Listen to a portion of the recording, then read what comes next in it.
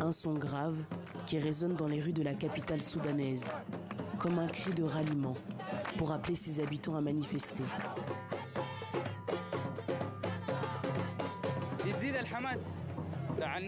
Notre musique aide aussi à donner de l'enthousiasme aux gens, vous voyez ce que je veux dire? À leur donner de l'énergie. À Khartoum, chaque quartier a ses manifestants musiciens. Moï fait partie de celui du quartier de Bori, connu comme étant l'un des fiefs des opposants au gouvernement militaire.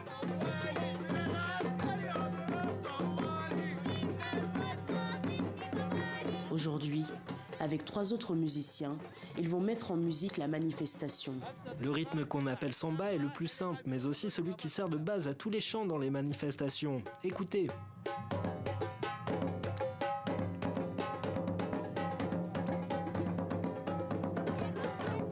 Des rythmes qui s'inspirent des compositions de chants soudanais datant des années 60 et qui ont pour but d'inciter les manifestants à poursuivre la lutte.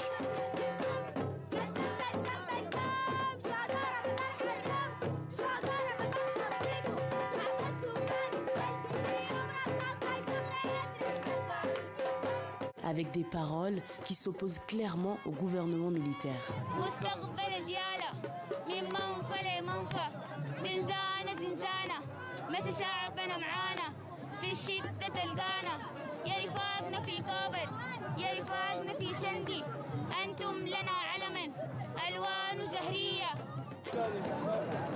Et parfois, quand cette colère est trop forte pour être contenue jusqu'à la prochaine manifestation, les révolutionnaires improvisent des rencontres.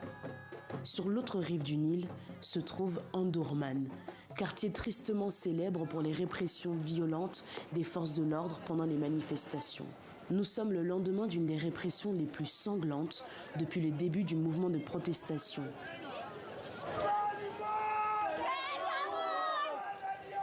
Ici, en une après-midi, c'est près d'une dizaine de jeunes qui ont perdu la vie. Alors, pour leur rendre hommage et surtout exiger le retour d'un gouvernement civil, ces slameurs occupent les rues en petits groupes.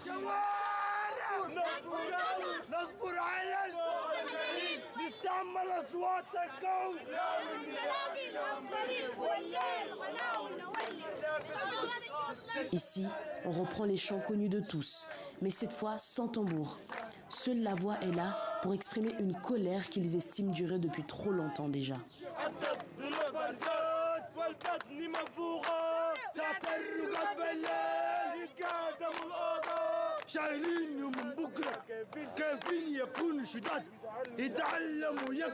Mais avant que les voix ne portent dans les rues de Khartoum, c'est dans les maisons qu'elles résonnent.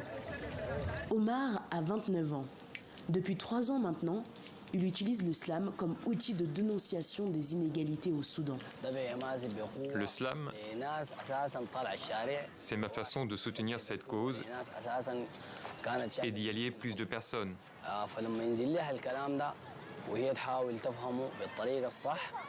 Originaire d'une famille favorable au régime militaire, cet ouvrier a trouvé refuge dans les camps du comité de résistance de Khartoum Nord. Et c'est sur ce terrain de jeu, où jouer avec ses amis, qu'il trouve son inspiration. Le slam, pour moi, c'est l'outil le plus efficace pour sensibiliser, aussi en dehors des manifestations.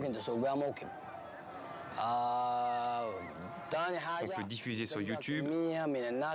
Les gens écoutent sur leur téléphone.